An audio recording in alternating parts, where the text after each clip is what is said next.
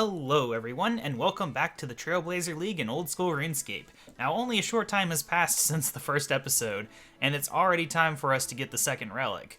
And as you can see, we're only 22 tasks away from the next area, although I might not rush the decision on that quite yet. There's still plenty to do in the current area, although it would be nice to not be quite so crowded. But anyway, before we discuss anything, let's go ahead and make the decision here. I've decided Last Recall just sounds too much fun. It might not even end up being the most useful, but, you know, it's a gimmick that I want to play with.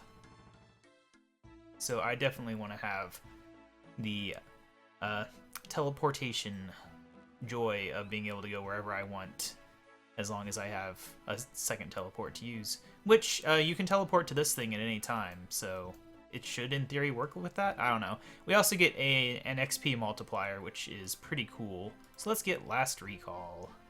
Oh, right, we have to be in a bank for that. I'm so silly. I kind of forgot that was why I teleported to Lumbridge in the first place, was to go to the bank. But yeah, so I've been holding off on a lot of skills to get this 8x multiplier. The maximum multiplier you can get is 16, but we'll be, like, near the end by the time we get that. But I wanted to at least have 8x before I started on production skills for any real effort. So I'll be able to get a lot of stuff using the logs and other things that I have. It's gonna be nice. Anyway, let's go ahead and get this relic real quick so we can test it out. Last Recall. Confirm. Alright, nice.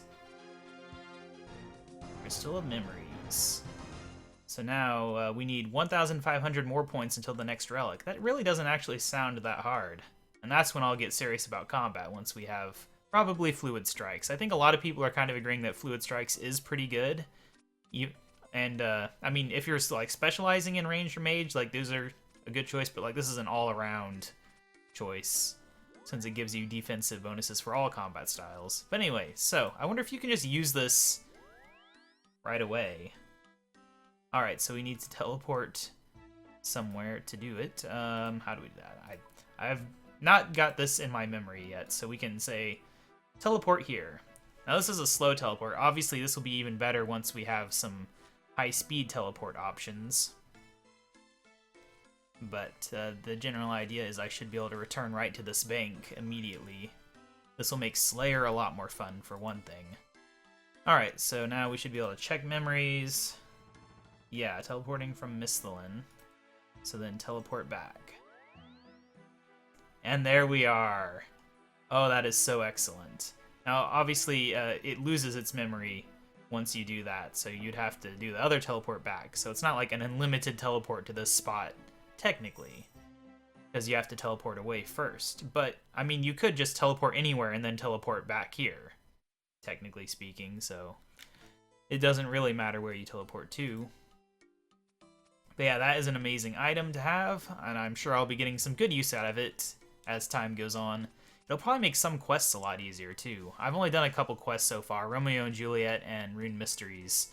This is what my bank looks like so far. I got a clue scroll, but it wants me to go to the monastery, so I'd have to unlock Falador if I want to do that. I'm uncertain on Falador, whether or not I want that.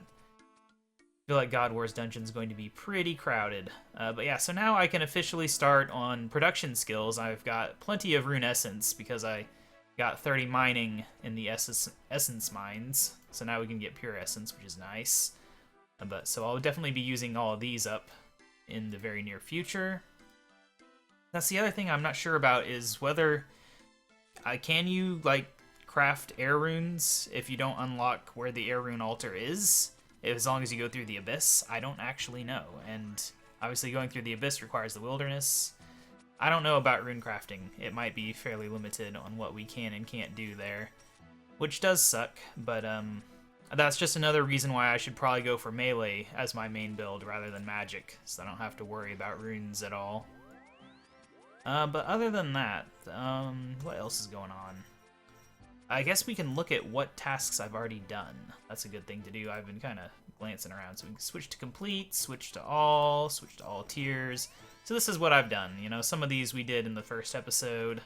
Something interesting I noticed is there is no, like, level each skill to a certain number. It's, you know, first skill first level 20 and first one. I think it's only for 25 million that you get one for each skill. Or was that... I didn't even really pay attention when I was looking at that. But yeah, the last one that I did was chopping 100 willow logs. I had a few different options for 50 pointers to get the last little bit, but that one was pretty easy. I found a willow tree that nobody was really paying attention to, which is actually harder than you would think in this limited area, but yeah. It's a pretty good set of stuff we've done. Now I can really begin, though. I don't know how long it'll take to get 1,500 points. I get the feeling that it won't take as long as I think. And of course, we'll have another area coming up very, very soon. Should get the area before the next relic, unless I really like prioritized high reward points, which I am not going to do. But yeah, like if we look up here, where's the 25 millions? I want to see about that, since we weren't paying attention last episode. Look at all these things to do, though. Earn a fire cape, defeat bosses in a certain amount of time. So many things to do. Elven Signet, lots of random drops, a scroll sack. Is just an insane amount of things. A skilling pet. Okay, so yeah, it is per skill. So you get one for 99 and you get one for 25 million. But that's it, as far as high leveling skills. And I'm sure I'll reach 25 million, at least in some skills, with the 16x multiplier on top of other things, like not having to bank for gathering skills. I'm sure I'll get it for at least a couple skills. Like, I'd say a couple, I mean, probably woodcutting, I would say, is a pretty good chance of getting 25 million, as well as combat skills, in all likelihood. But I don't want to predict too much. We're still at the very beginning of this. We still have the rest of the year ahead of us for figuring out what to do. But yeah, as far as areas go, I don't think you like, when I first heard about this, I thought like you'd have to unlock this area to get to this area, but I guess since there's teleports, you don't have to.